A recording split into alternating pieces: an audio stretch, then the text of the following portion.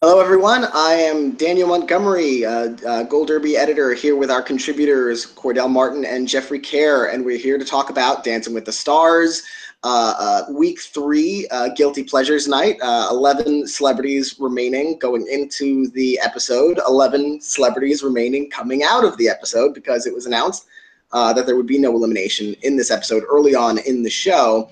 Which I don't think that had been announced in advance, so that might have been a response to the shooting event in Las Vegas. You know, don't want to rain on anyone's parade and have an elimination in this week, which could potentially mean a double elimination to come because you know, if not next week, then some week down the road they're gonna need to get this cast narrowed down within the season restraints. So were you happy about that or sad about that? Because I mean, it could have saved the celebrity we wanted to keep. Maybe it saved the celebrity we would have wanted to get rid of. So what do you think, Cordell? Yeah, now that you mentioned it, maybe it was a celebrity that the producers really liked and loved, and they didn't want them to, leave so early on the show. But then also, I think just in light of the tragedy, maybe they just wanted to just have a fun and entertaining, time for people to escape and just enjoy the show and not have that stress of someone going home and having to do, post interviews about being eliminated, and then also their thoughts on the tragedy as well. What did you think about that non-elimination, Jeffrey? Well, I thought that was pretty nice, especially after two couples were eliminated on two separate nights last week. And, of course, well, as you said, the shooting, well, of course, yeah, the shooting also had to cause a delay in the telecast because of a special news report. So, yeah, I guess they also did as a way to save time as well. Yeah, that is true. They came in at about 8:05, but they still went out at 10 flat. So that definitely might have also been also a time consideration for them. But now that there has been no elimination this week, that puts someone else potentially on the chopping block for next week. Maybe not the person who would have even gone home tonight. But before we talk about who might be eliminated next week, let's start with the positives. Let's start with the best performances of the night. Cordell, I know you mentioned when we were chatting about this yesterday that this was a fairly lackluster night for you with maybe a couple of exceptions. So what did you think of the night as a whole and of your favorites? I kind of figured once Drew Scott performed and just how generous the judges were in terms of the scores, I knew it was going to be one of those nights where they were going to be pretty lenient on the scores for many of the couples, especially for a lot of the couples that have been in the bottom for the past couple weeks, like Terrell Owens, Derek Fisher, and Vanessa Lachey, just to name a few.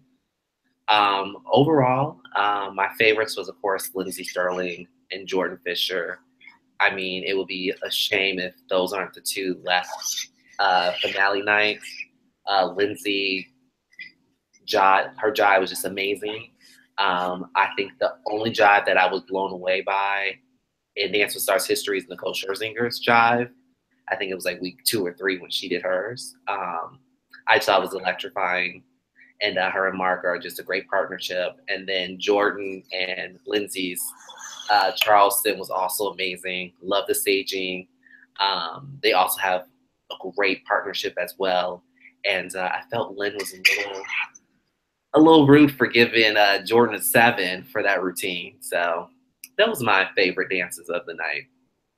Yeah, I think I watched a couple of them back over again. When I watched Drew Scott's over again, I don't know if I would have given him a score that high, but it was better than I remembered, so I wasn't quite as mad at that one.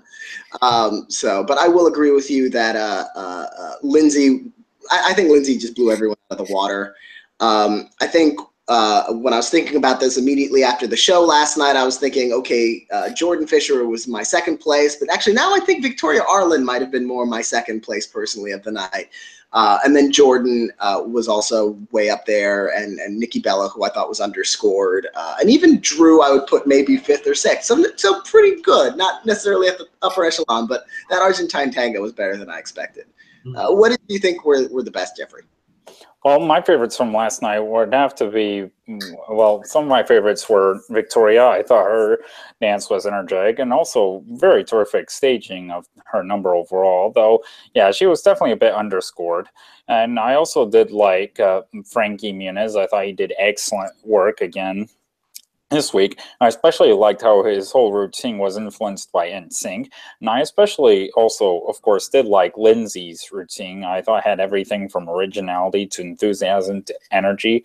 And also I did like Vanessa's, who paired with a different partner this week. I thought her routine was outstanding. And also the perfect song to back it up, which was Cyndi Lauper's Girls Just Want to Have Fun. Yeah, and that was interesting. We didn't get quite an explanation. It wasn't an injury, as far as I know, that took Max Chmerkovskiy out of the competition for this week, which was why Vanessa Lachey was paired with Alan Bersten this week. But you know, I mean, lucky he was eliminated last week because he's back on substitute duty. So he plugged right in there. Well, yes, and I was just watching Dancing with the Stars, and they were reporting that Vanessa and Max apparently have not been getting along. Really? Oh, that's somewhat surprising. The clip packages have seemed to indicate that they. I mean, of course, you can pick up a minute and a half of anyone's training and say, hey, they're getting along great, or hey, they're getting along terribly. But she, especially in her clip packages, talking about how Max is strict, but she's used to kind of strict discipline from her family life. It seemed like it was something that had been more compatible. Unless something happened this past week that they didn't show us and maybe don't want to show us. But yeah, I would have to look more into that one. Drama. But from the very best of the best this week to the worst of the worst, which actually there were performances that I didn't think were great, but there were no performances that I thought were terrible. It was the worst I can say about any of these routines was just okay. What did you think were some of your least favorites, Cordell? I think for a few of the couples, it was more of the song choice and the dance style that also kind of played a role. Like I thought Sasha's and Gleb's jazz was forgettable. And also just the wrong song choice for a jazz routine. Like I felt that song fit more of like a foxtrot or something along that nature, like a traditional ballroom routine. It just felt out of place. It wasn't memorable, and her scores reflected that, which is unfortunate because she had last week with her breakthrough performance. And then also Derek Fisher. I love Derek Fisher. I think he's, just having a great time, just embracing the experience and really just letting loose. But I felt with that song, that would fit more as a jazz routine, actually, because then he can be able to do a lot more hip hop movements and just be a lot more relaxed with the dance style. And I felt with his cha-cha, still there's some times of him being stiff. And of course, there was some times when he's messed up the transition in terms of like the spins with his partner. So yeah, I think I don't mind so much the song for the dance styles necessarily, but as much as I love Gleb Savchenko, I think he did let Sasha down choreographically speaking. He just didn't give her enough to do on the dance floor. So I think I do think that the judges' 6s from Bruno and Len, I do think those were lower than they needed to be. I think compared to some other dancers this week. I think no, she didn't really deserve 6s. 6s at this point, when you're handing out 7s for like A for effort, that's like saying you're bad. You're just not good, and that's not true of her. So I figure she should have been in that long lines of people who got straight 7s, which was half of the competition was straight 7s. What did you think were some of your least favorites, Jeffrey? I think, well, I guess of the other performances, I mean, I thought most of them had quality. Like, I thought Derek's routine this week was not great. I thought it seemed pretty energetic, and I thought Sasha had a pretty clever routine, though a bit underscored if you asked me. And Terrell, I thought he did his best routine yet. So I thought it was very skillful and energetic.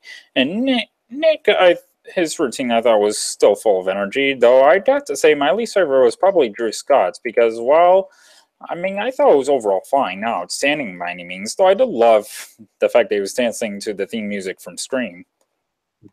Oh yeah, because when I heard the song selections for this, I was thinking, okay, he's doing Red Right Hand by Nick Cave and the Bad Seeds. I remember that so clearly from Scream, so I figured, okay, his guilty pleasure is horror films, clearly. So hearing True Crime, I was like, really? And Red Right Hand? I'm like, I don't get it. Yeah. Although maybe they're saving horror for like a Halloween night in a couple of weeks. If he even makes it that far. You know what? He scored really high. He'll make it at least next week. I think he's safe. The week after, we'll see. I think he's gonna be kind of a charmer who's gonna. I think he'll outlast Derek. I think he'll outlast Terrell. Probably. He could outlast Nick Lachey. He could outlast Sasha. He could outlast Nikki Bella. So like there is a possibility that he is on his way to top 5. But it depends on how the scores going forward, fall in. I think Nikki Bella is capable of high scores consistently if the judges would just give them to her. Like last week, I thought she was underscored. But and Sasha's capable of higher scores.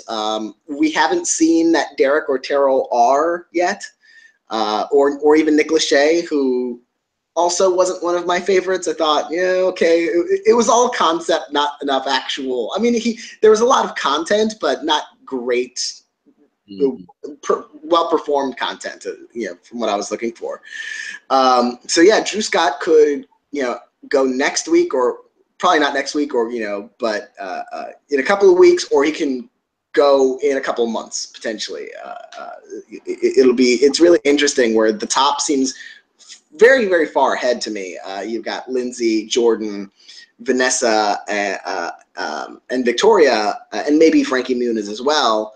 And then you have a big gap with everybody else. Everybody else could go at any minute because where they stand on the leaderboard from week to week is very in flux because no one of them has shown that they are clearly above or below any of the others. So not many people would have guessed Sasha Peterson would have gotten the lowest score this week. But she was only 2 points short of that 5-way tie for next to last place. So speaking of which, who do you think is going to be eliminated? Who are you thinking is at risk, Cordell? I narrowed it down to 3 people. I think Sasha, just based on her low scores yesterday. I'm not for sure how strong her fan base is with Pretty Little Liars off air now. We don't know. So that will be a true test on Monday if she escapes elimination. Derek Fisher, just the track record of the NBA players. He really hasn't been able to break out and have a breakthrough dance per se with the judges in terms of scores. I think he might just get lost in the shuffle and will be eliminated. And Nikki Bella. Nikki Bella was someone that I thought right out the gate was going to be at the top with the Vanessas and Jordans and Lindseys. But for some reason, it seems like the judges just don't care for her. And I think also just her dance placement the past couple of nights, she's been in the top half of the show pretty much. So she might get just lost in the shuffle and might go home next week. I hope not, but. Yeah, I think they need to rearrange a little bit how they're arranging those dance, when they dance during the show, because you've had Jordan Fisher, who I love to death, but he's gotten to close the show twice in 4 episodes. And that's such a huge advantage, and it really seems like, okay, we all know he's good. If you put him out first or second, he's going to get the scores and survive. He'll be fine. Nikki Bella is the kind of person who I think she has the performance quality to close a show, and it would be nice for her to have gotten that closing number on a night like Guilty Pleasures night. You did just name my 1, 2, and 3 predictions for who will be eliminated: Sasha, Derek, and Nikki, in that order. My top 5, I also got Terrell Owens. I think he'll get a little bit more fan love than Derek Fisher. He stands out a little bit more. And I've got Nick Lachey in 5th place. I think he'll have the fans. He'll stick around a little bit. I see him maybe going in 6th or 7th place or something like that. They'll keep him around with Vanessa for a little bit. What do you think? Who do you think is at risk, Jeffrey? Well, I guess to the points you both already made, well, I mean, of course, I do have Sasha in 1st place, given her low score from last night, and I have Nikki Bella in 2nd, because I guess to the point Cordell made, I mean, she could end up following similar fate as Debbie Gibson last week, as she performed because while she performed solidly early in the evening, she kind of just got lost in the shuffle. I mean, and especially thought Nikki's routine last night was overall pretty slick, especially with such an inventive opening. Mm-hmm. Yeah, that was and 50 Shades of Grey theme. I think the good news for Nikki is that if this had been, she might have been the luckiest coming out of Latin night for there not to be an elimination last night, because her routine on Latin night not only didn't have the judges loving it, but it was also not a big showy kind of performance from her. This, even though she didn't have the judges quite on her side, she was one of those pack of straight 7s for a total of 21. It's a showy, memorable routine. 50 Shades of Grey. It was sexy, provocative. She was confident in it. They brought her fiance John Cena out at the end of it. So it was a memorable moment for her in a way that Latin night wasn't. So I hope she'll be okay, because I want to see more from her. She's got a lot more in the tank, I think. So I'm hoping that happens. Let's talk about the Mirrorball Trophy. What's interesting about the predictions for this is that at Gold Derby, we're tracking these predictions. Everyone is entering their who they think is going to win. And this has been such a weird season so far, because Jordan Fisher was the front runner in week 1. Then going into week 2, Lindsey Stirling became the front runner in our odds. Then going into week 3, because Jordan Fisher had a good week last week, Jordan Fisher was back on top in our predictions. And right now, there's still several days to go before next week's episode. Lindsey Stirling is back on top in our predictions after getting the high score on Monday night. So it's gone Jordan Lindsey. So it's like eeny, meeny, miny, mo, and wherever the season finale lands, that's who's going to win. I've been holding on to Lindsey Stirling for this whole time. I haven't gone back and forth. I'm holding on to this until I really see strong momentum in one way or another. But Cordell, who do you think is your front runner to win so far? Yeah, initially I thought it was going to be Jordan and Lindsey, but as the weeks have gone on, I think I'm on the Lindsey and Mark bandwagon. My initial concerns about Lindsey was just that she just has the very eclectic personality. So I didn't know if that would translate with the audience. But I think with the last 2 dances, she's been more vulnerable, more open about, her breakup and, being bullied and being outcast. And I think now she's starting to have that connecting with the audience, which will definitely help her win the Mirrorball. What do you think, Jeffrey? Well, yeah, I agree that they definitely have Jordan and Lindsey in the top two. With, I guess I do have Jordan slightly out front right now, but yeah, I definitely think Lindsey shouldn't be counted out. I mean, again, it might just be a game of, well, whatever game it may be. I mean, an interesting game to see who's going to keep going back and forth as for who's out front. Yeah, it's interesting. I feel like this season is going to come down to like who will get the third spot, in the finals, because it feels like unless there's like a dramatic collapse, like Jordan starts missing all his steps, Lindsey breaks a leg and has to drop out of the competition or something like that, it's hard for me to imagine that they're not in the finale, in the finals, in the top three. So I look at my list and I think, okay, well, it's still anyone's game for that third place slot, or that third slot in the finals. I think I've got currently Victoria Arlen in there, but Vanessa Lachey and Frankie Muniz are both also really, really strong, potentially to get into that third spot. Do you have an idea of who might be that third spot, Cordell? I'm torn between Vanessa and Frankie. Vanessa, going into it, I didn't think she was going to deliver, but she's impressed me week after week. But then I also think with the whole marriage storyline, we know they're both going to be in jeopardy and Nick is going to be eliminated. It's going to be a whole bunch of tears. And then it's just going to be her storyline overcoming her husband being eliminated and making it to the finals.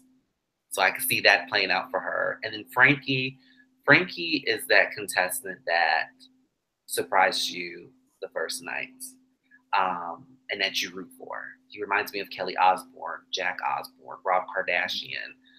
Those are the stars that you wrote off initially, but then their week one performance just captivated the audience, and they just followed them in their journey.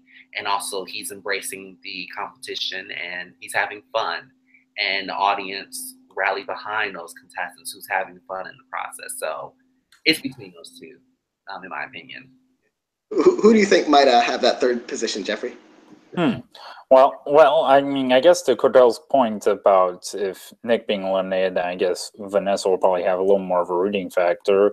But I mean, then again, I look back to season 21 when Carlos and Alexa Penavega were both competing on the show together. Alexa finished in 6th place and Carlos finished in 4th, so neither one of them ended up making it to the finals. But I mean, I guess there's more potential for Vanessa to make it, given how well she's been doing so far.